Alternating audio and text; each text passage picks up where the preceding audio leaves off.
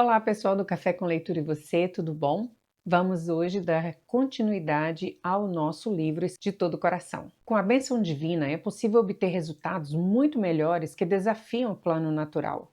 Por outro lado, a maldição é um juízo divino que permite a ação maligna, ou seja, seguindo a mesma analogia, a lavoura fica muito mais sujeita a perdas e prejuízos.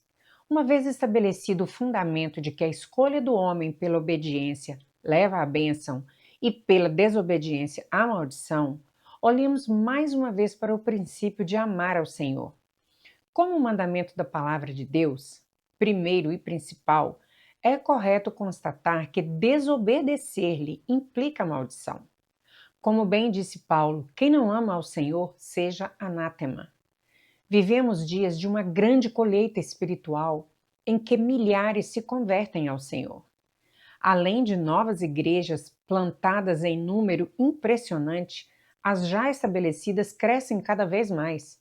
Satanás já não pode mais deter o crescimento da igreja. Assim sendo, ele procura diluir nossa força em Deus, corrompendo-nos em práticas importantes, principalmente na questão do amor ao Senhor.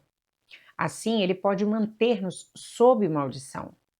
As igrejas estão cheias de pessoas que apenas correm atrás de uma bênção, mas não cultivam o amor ao Senhor em seu coração. São aquelas que aceitam facilmente o conselho da mulher de Jó, de amaldiçoar a Deus e morrer, que está em Jó 2:9. Assim que percebem que não foram abençoadas ou atendidas em suas demandas. Tanto o grande avivamento que esperamos como as tremendas bênçãos decorrentes dele dependem de uma nova atitude da igreja com relação à forma de buscar ao Senhor. Passo agora a mostrar tal verdade por meio de princípios bíblicos. A maior parte do restante deste capítulo foi extraída e adaptada de outro livro de minha autoria, A Outra Face dos Milagres, quando Deus se torna um amuleto. Lemos no capítulo 4 de 1 Samuel que a Arca da Aliança foi tomada. Naquele tempo, um dos netos de Eli foi chamado de Icabô, que significa foi-se a glória de Israel. O símbolo por trás do nome é claro. Aquela foi uma geração que perdeu a presença de Deus. A decadência foi tanta naquele período que os filhos de Eli chegaram a ponto de se prostituírem na entrada da casa de Deus, o que não ficou impune. Por pecarem gravemente contra o Senhor, também foram julgados por ele. Com o assalto à arca, todo o povo encontrou-se privado da presença divina, sem acesso à glória. Por que uma história assim foi registrada nas Escrituras? O apóstolo Paulo diz: estas coisas aconteceram com eles para servir de exemplo e foram escritas como advertência a nós, para quem o fim dos tempos tem chegado. 1 Coríntios 10, 11. A resposta é que há uma lição a ser extraída. A atitude da geração de Eli tornou-se modelo do que nós não devemos fazer. Estamos diante de um exemplo a não ser seguido. Mas por que aquela geração perdeu a presença de Deus? Onde ela falhou? Os registros são de que havia descaso dos sacerdotes para com a presença de Deus em Siló, onde estava o tabernáculo. Não havia interesse pela casa do Senhor, por buscar sua face, tampouco por adorá-lo devidamente. Contudo, nas dificuldades recorriam a Deus. Essa foi a falha. A busca era egoísta, somente na hora do caos. A geração de Eli quis fazer da presença de Deus uma espécie de amuleto que resolveria todos os seus problemas. Vamos detalhar a história. Israel saiu à batalha e encontrou a derrota diante dos filisteus. 1 Samuel, capítulo 4, do 1 ao 3. Com medo de outro revés, o povo mandou buscar a arca de Deus. Isso revela tanto a falta de liderança, quando o povo é que decide o que deve ser feito, como também a mentalidade coletiva de descaso para com a presença do Senhor. Então, o povo mandou trazer de Siló a arca do Senhor dos Exércitos, entronizado entre os querubins. E os dois filhos de Eli, Ofni e Finéias, estavam ali com a arca da aliança de Deus. Quando a arca da aliança do Senhor chegou ao arraial, os israelitas gritaram tão alto que o chão tremeu. Os filisteus ouviram a voz do júbilo e disseram: Que voz de grande júbilo é esta no arraial dos hebreus? Então souberam que a arca do Senhor havia chegado ao arraial. E os filisteus ficaram com medo e disseram: Os deuses vieram ao arraial. E diziam mais: Ai de nós, porque nunca antes aconteceu uma coisa dessas. Ai de nós, quem nos livrará das mãos desses deuses poderosos? São os deuses que atacaram os egípcios com todo tipo de praga no deserto. 1 Samuel, capítulo 4, 4 e 8. Note que até os filisteus ficaram com medo da arca. Isso porque eles, gentios pagãos, acreditavam na força do amuleto. Tudo indica que os filhos de Israel haviam adotado tal forma mundana de pensamento. Para aquela geração dos filhos de Israel, Deus já não era mais o Criador e sustentador de todas as coisas. Já não era o Salvador do seu povo. Já não era aquele que é digno de honra e glória. O templo estava desprezado em Siló. As pessoas não se dirigiam à presença para reverenciar ou para declarar amor, ou para confessar confiança e dependência. Lembram-se de Deus exclusivamente nas horas de aperto.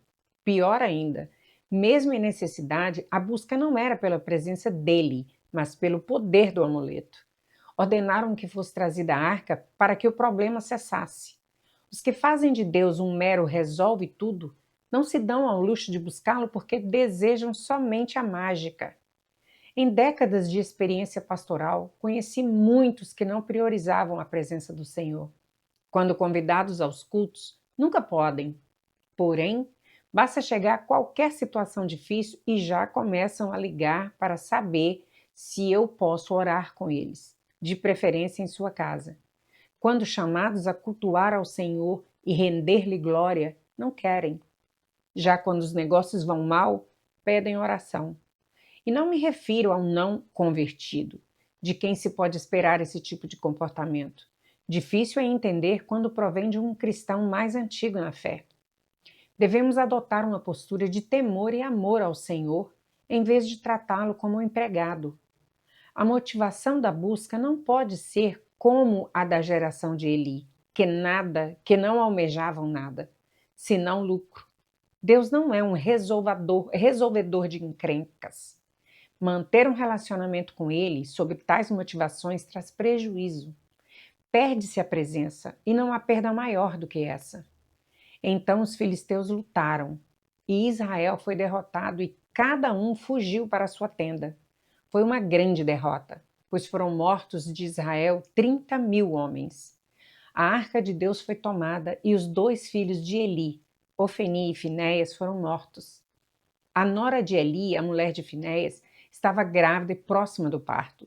Quando ela ouviu essas notícias, de que a arca de Deus havia sido tomada e de que seu sogro e seu marido tinham morrido, encurvou-se e deu à luz, porque as dores lhe sobrevieram. Quando ela estava morrendo, as mulheres que a ajudavam disseram: Não tema, porque você teve um filho.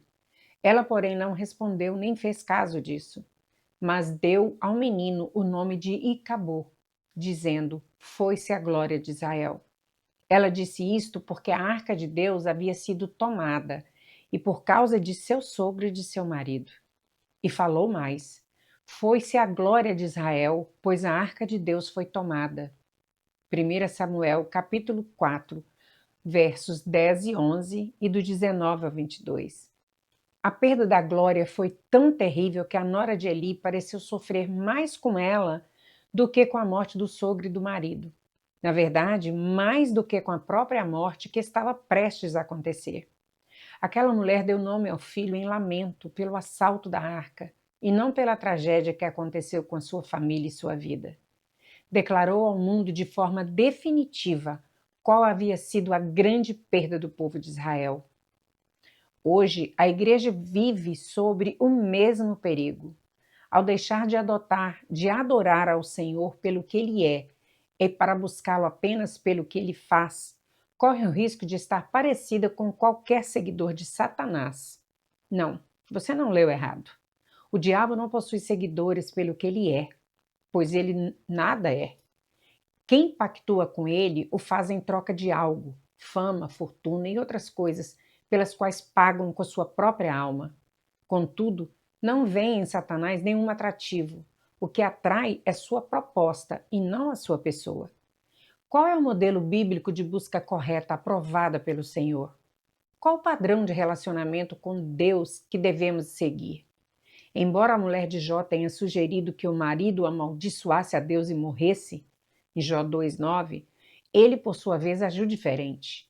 Posteriormente, Jó declarou o seguinte: ainda que Deus me mate, ele é minha única esperança. Jó 13,15. Que declaração profunda e profundamente baseada em que o Senhor é, em quem o Senhor é. Mesmo que além de não fazer nada para socorrer seu servo, Deus ainda decide matá-lo. Hipótese não tão razoável. Para Jó, o Senhor continuaria sendo nada mais, nada menos do que a única esperança. É como se dissesse: não importa o que o Senhor faz por mim, mas quem o Senhor é. Mesmo que meus pedidos não sejam atendidos, mesmo que eu morra, Deus, tu serás para sempre minha única esperança, meu único Deus, meu único Senhor, meu único. O reino de Deus precisa de mais Jós, mais daqueles que o desejam e decidem buscá-lo pelo que ele é, e não somente pelo que ele faz. Isso não quer dizer que é errado buscar aquilo que o Senhor pode nos fazer, mas sim que não se deve abandonar a ênfase em quem ele é. Amá-lo antecede em prioridade qualquer bênção. Buscar a pessoa vem primeiro, sua face antes de suas mãos, seus pés antes de seu movimento, seu coração antes de tudo. O irmão Lawrence, francês do século XVII, conhecido pela ênfase e constantes esforços em levar outros cristãos a entenderem o que é permanecer na presença de Deus, afirmou em uma de suas cartas: o amor da maioria das pessoas pelo Senhor para em um estágio bem superficial. A maioria das pessoas ama a Deus por causa das coisas tangíveis que Ele concede a elas. Elas o amam por causa do seu favor. Você não deve parar nesse nível, independente de quanto as misericórdias de Deus foram preciosas para você. Logo depois, ele arrematou a ideia com esta simples e ao mesmo tempo profunda conclusão: o Senhor não está fora de você derramando favores. Ele está dentro de você. Busque-o no seu íntimo e não em outro lugar.